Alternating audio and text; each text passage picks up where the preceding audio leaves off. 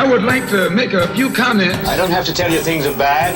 Everybody knows things are bad. We see Americans hating each other, fighting each other, killing each other at home. There is a religious war going on in this country. It is a cultural war. This war is for the soul of America. Because of the way this society is organized, you have to expect that there are going to be such explosions. Our side, our side, our side. It is a crisis that strikes at the very heart and soul and spirit of our nation. We are a people in a quandary about the present. We are a people in search of our future. And as we see and hear these things, millions of Americans cry out in anguish, did we come all this way for this? It all seems a long way from a time when politics was a national passion and sometimes even fun.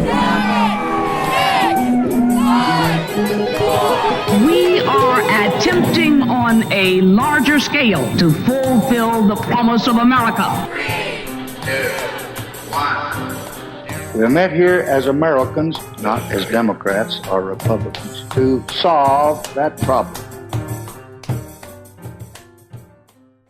You're listening to the Pothole Problem Podcast with Jack Miller. Keep up the good work. Welcome to episode 10 of the Pothole Problem Podcast. This is bringing us very near to the end of the first season, and in fact, this week's episode is our final guest of the season. Next week, I will wrap things up with yet another interview by my son Zane of me, where I'll bring it all together as best as I can from listening to the guests that I've had over the last 10 weeks. There's a lot to think about and a lot to draw out of that, so I'll do my best, and I'll have Zane draw it out of me through his fine interviewing.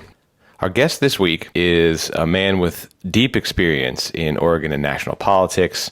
He worked for an Oregon legislator and 18-year member of Congress from Oregon, Les AuCoin. He was also the chief of staff for the Oregon House Speaker, Hardy Myers, for a period of time. He has co-founded 3 different communications and strategy firms. He's currently working with his daughter, Allison, on a firm they co-founded. With all that said, I think it's time now just to hear what Pat has to say. I have in the studio today Pat McCormick. Welcome to the show, Pat. Thank you very much, Jack. Nice to meet you. Pat is a communication strategist and political consultant who's been in Oregon politics for a very long time. I'm happy to have his long perspective. So I'm just going to start by asking you, what got you started in politics? I think growing up, one of the things that fascinated me was how political campaigns basically connected with the public. Even when I was in grade school, I remember the first buttons that I went to collect were I Like Ike buttons. And my 3rd grade teacher had been a great fan of Harry Truman's, and so it began to make me think about people in public life.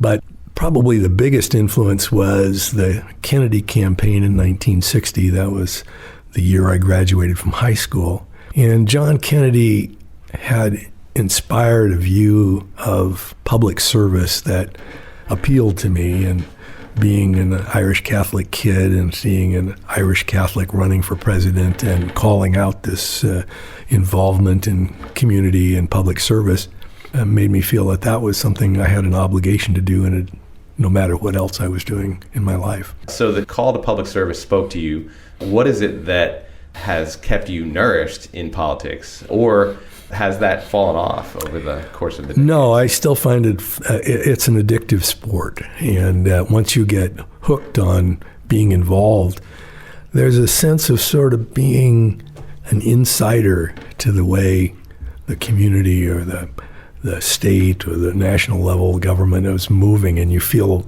an obligation to stay in tune with all that. So that's been part of what's driven my personal choices for employment, but also my long-time political interest in following the sport closely. So you use the word addicting, and I agree with that as well. What is something that's particularly addicting? Like what is one of the features of it that makes it addicting to you? One of the features for me is clearly being on the inside, having a sense of understanding about the nuances. Because of the nature of the work that we do, I'm often involved in public opinion survey research that gives a great deal of insight into what's going on, working with professional pollsters and research firms on qualitative and quantitative kinds of research that give insights into people's perceptions of issues, but also how they are processing information. And from as a communicator, my interest is in how do you engage people in a way that's actually going to connect with where they are and help them understand things, how they put those pieces together and why they are important.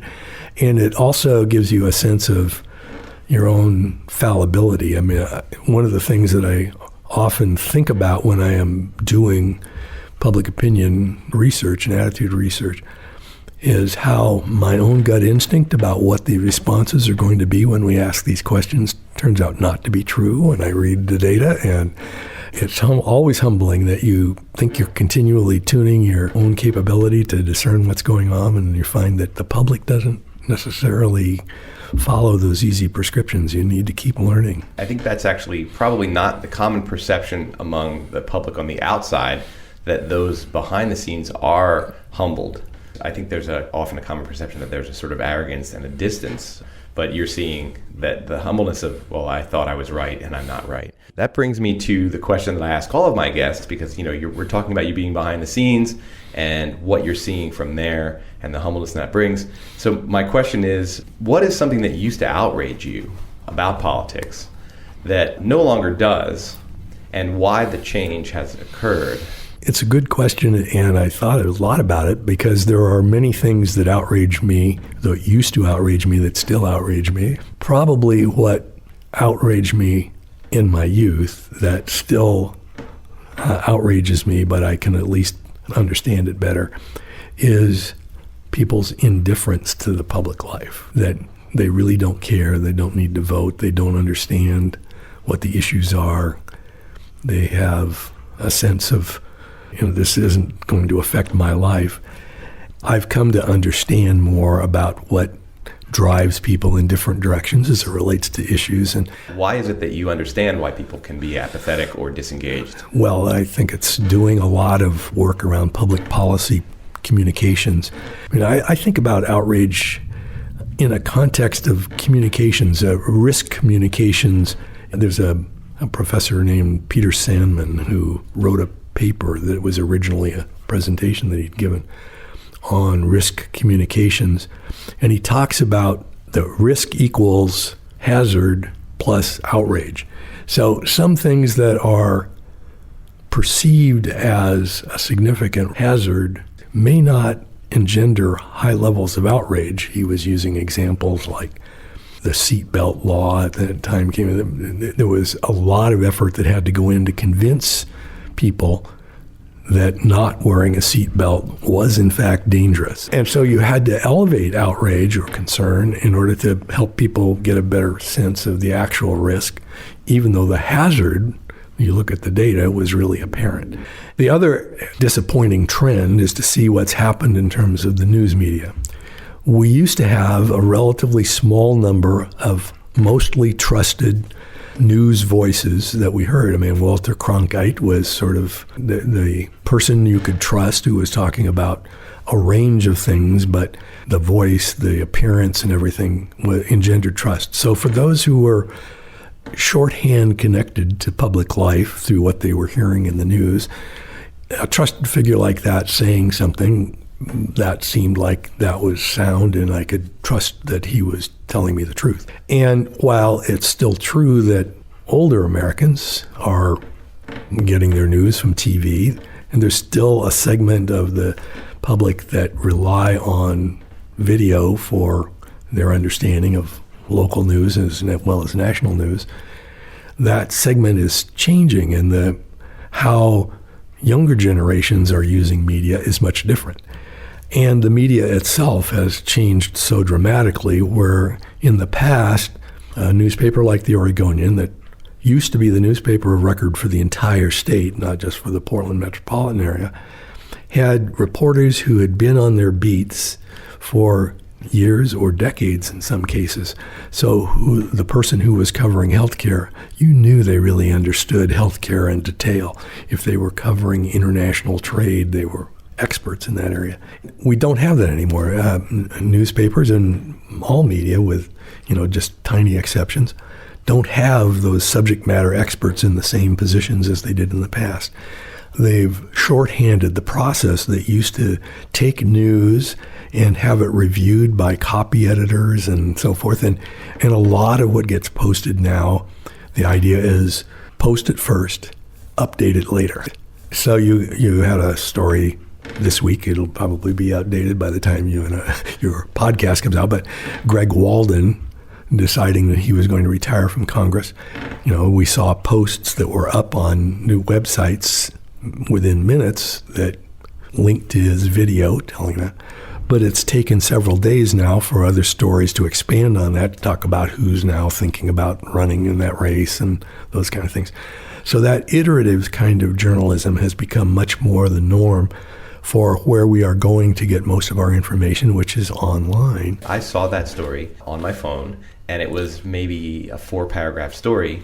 And I will confess that because I have a lot of news to process and a lot of information to process, that I didn't go back to that story. Mm-hmm. And so I got a very short version of that, even though this is in my field. In fact, the original story that popped in that I saw right away was very short and not very informative at all, and certainly hadn't been vetted through a lot of people. So I didn't see the story the next day that appeared that probably had, or maybe even hours later, that had 15 paragraphs instead of 4 paragraphs. It's a really good example that even somebody such as myself, who is a professional information processor, that I am subject to the same forces that lead people to get information that is incomplete or poorly vetted.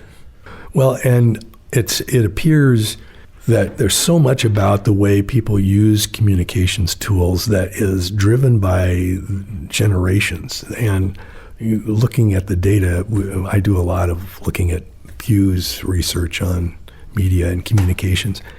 An overwhelming majority of baby boomers were still relying on broadcast TV for their news, but for most of the millennials and into Gen X, those folks were relying on Facebook. And Facebook has continued to become this, which is unfortunate, listening to the most recent news about what's happened and knowing what happened in 2016 with them.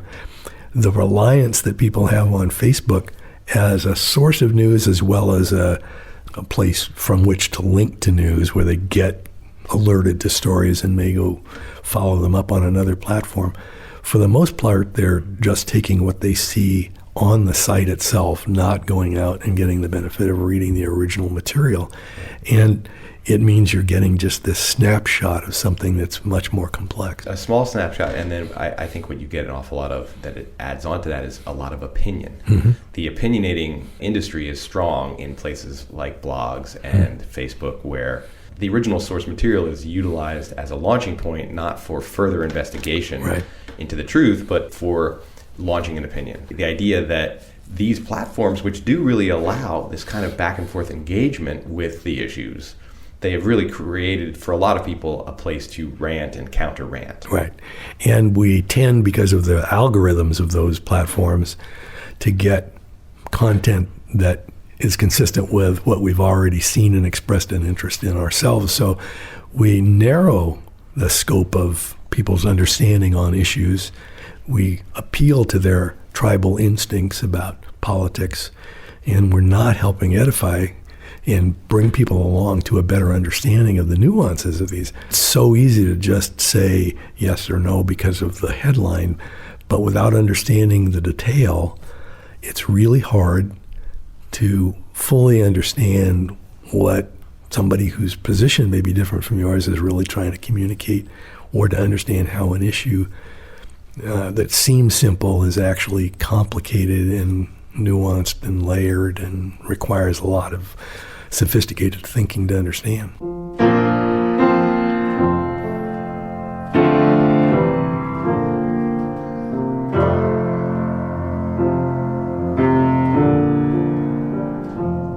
You're listening to the Pothole Problem podcast, created by White Tiger Productions. At White Tiger Productions, we create experiences. If you have an idea for a podcast, a workshop, or a show of any kind, we'll help you go from concept to execution. We provide creative direction and production support. We've got a podcast studio, writers and storytellers, sound engineers and editors, designers, videographers, hosts, creative coaches, everything you need to manifest your creative potential. You name it or even vaguely describe it, and we'll take you from dream to finished product. White Tiger Productions. You can do what you think, and we can help you. Visit us at youcandowhatyoutthink.com and tell us what you're thinking about. I think that you've addressed the what used to outrage you but no longer does. It seems like your answer was you are less outraged now because you understand what's behind people's apathy and disengagement. What is something that continues to or freshly outrages you now, and how do you manage the powerful emotions that come from that? You're living in the Trump era is enough to outrage anybody. The disregard for the norms of civic life that are evident in the way we're watching this play out on the national stage. I'm finding that new outrage just cascades upon me because of the misbehavior and the lack of courage on the part of a lot of folks who remain allies, notwithstanding the evidence that suggests this is a terrible situation to be in. So having spent this disorienting 3 years of what's happened with this administration jeopardizes my sense of equilibrium about public life. And you are old enough to remember and to have been an adult when Richard Nixon was president, when Watergate was happening. So can you draw some comparisons or contrasts, or does the Watergate comparison not even resonate with you because it's so different? Well, I think the Watergate comparison shows an abuse of power, and there's certainly a parallel in that sense of abuse and the cover-up and the attempts to keep it from being actual actions that were taken, from being public. There are parallels in that. But in a sense, the cheap political trick of trying to burglarize your opponent's campaign office by comparison to what President Trump has done in the current environment, but also things that he did as it related to issues that were investigated by Robert Mueller. All of those things seem to be on a scale that's much different to me in terms of my level of potential outrage than the Nixon impeachment. And what will you speak to the type of political discourse? Because you indicated in answering this question that it was the degrading of the level of the discourse that has you particularly disturbed. You may be additionally disturbed by abuses of power, but was that different in the mid-'70s? Was the political discourse more whole and more healthy in response to Nixon? Well, there was more of a sense that it was channeled in a way that there were norms of expectations that they adhered to in the things that they said, than the all over the map stuff. Again, for those who are listening to this weeks later, it may mean less, but Lieutenant Colonel Vindman, who was testifying yesterday and being outrageously condemned by folks as, espionage was involved, or unpatriotic, and none of that would have been in bounds during the Nixon impeachment period. Well, and to connect back to what you were saying earlier about the difference in the communications landscape, when the primary way that people would have gotten news about that testimony would have either been print or the Walter Cronkites of the world, there was a gatekeeping aspect that would keep those kinds of things from being said and repeated and swirled around. And whereas now you can attack somebody from anywhere and through so many multiple means. So that the terrain is ripe for this kind of degraded discourse. And it's dangerous because you can see that as these allies of the president have come after the whistleblower and the whistleblower's attorney, there are actual physical threats of danger, and you see outrageous acts happening, and connecting those to political discourse demeans political discourse and keeps us from having the kind of public conversation that we need to have about public policy. So, it couldn't be more outrageous to me than what we have been able to see, except I say that, and then something else happens in this administration that says, I guess it can go deeper and be worse. So is there some kind of remedy that you see, either for yourself as a person who doesn't necessarily want to have this upward spiral of outrage, or for us as a society, you speaking as a professional political communicator, what can we do about this? What do you do? What can people do for themselves? And what can we as a society do? Well, to go back to the Nixon era, Watergate happened. That was the cycle in which my boss, who was then majority leader in the Oregon House of Representatives, decided to run for Congress in an open seat in the 1st Congressional District. And he was successful, elected to Congress in 1974 with a huge class of freshmen that took over, that undid the traditions of Congress, that seniority no longer was the key to getting key chairmanships. All of these taken for granted structural issues around Congress changed dramatically because this freshman class came in and had a different perspective. I am hopeful that there will be a post-Trumpian class of members of Congress and people in public life who see a restoration of the civility in public discourse that is missing right now, that are going to call us to our better angels who can work across the aisle. When I was first working in the legislature, 73 was my first session, you saw how amazingly you could be arguing with one legislator of a different party on a policy issue, and then the two of them would go over to the side aisle and be laughing at each other and poking, and then that night they'd be out together having dinner and a beverage. The relationships were much different in those days. People respected other members, even if they were of a different party, and there was dialogue and connection. The opportunity for that doesn't exist. Members of Congress today have to spend most of their time dialing for dollars. They don't really have, other than their duties of going to committee meetings and stuff they have to do in their own office, the raising of the money to stay in public office is taking so much of their time that building relationships with other colleagues in their same party or across the aisle even more so, they just don't have as much opportunity as they did 20 or 30 years ago. So you see, though, the possibility, maybe the hope that a sort of new generation that remakes the institutional culture of Congress and of politics in general could potentially, mirroring the post-Watergate transformation, could potentially bring us back from the brink of the kind of unhealthy political discourse we have. That would be my hope. That's your but hope. I'm Irish, and so I have a sense of optimism with a recognition of the reality that life can be terrible too. And I'm not looking for you to make some kind of overly optimistic prediction. I'm just asking about what would it take so that people can say, okay, that is something that it would take, and I want to contribute to that positive effort.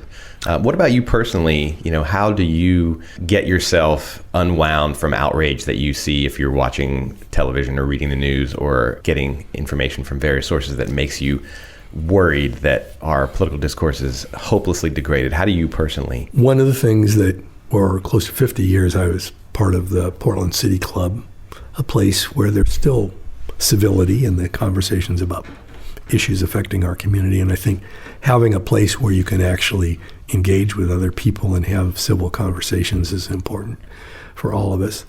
In this era, one of the mental health prescriptions I have for myself on a daily basis is, what does Seth Meyers or Stephen Colbert or Jimmy Kimmel or Trevor Noah have to say about what's going on? To see the ridiculousness of through their eyes, and I appreciate having that.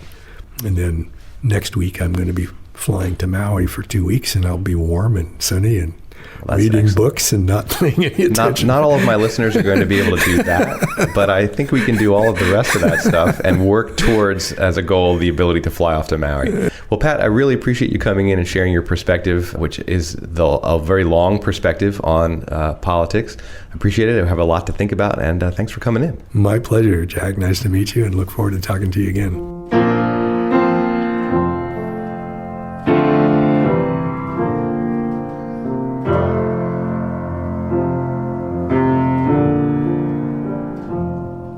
That's it for episode 10 of the Pothole Problem Podcast. I'm your host, Jack Miller, and I want to thank Pat McCormick for yet another stimulating and thought-provoking interview. I want to thank all of my guests that have sat down with me this fall, and I also want to thank my executive producer, Shannon Emerson, for all of the guidance that she's provided in making these first 10 episodes into something that I can be proud of.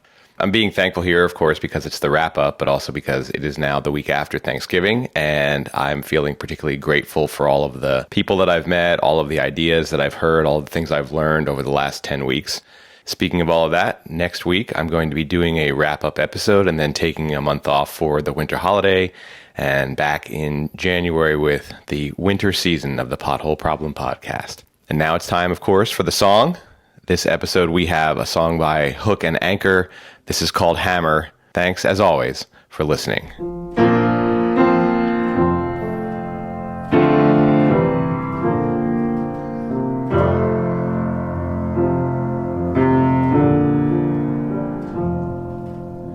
And I wanna die with a hammer in my hand. I wanna die with a hammer in my hand.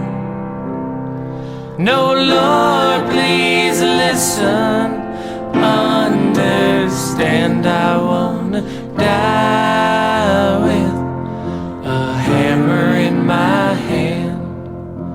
And I wanna live where those green grasses grow. I wanna live where those green grasses grow.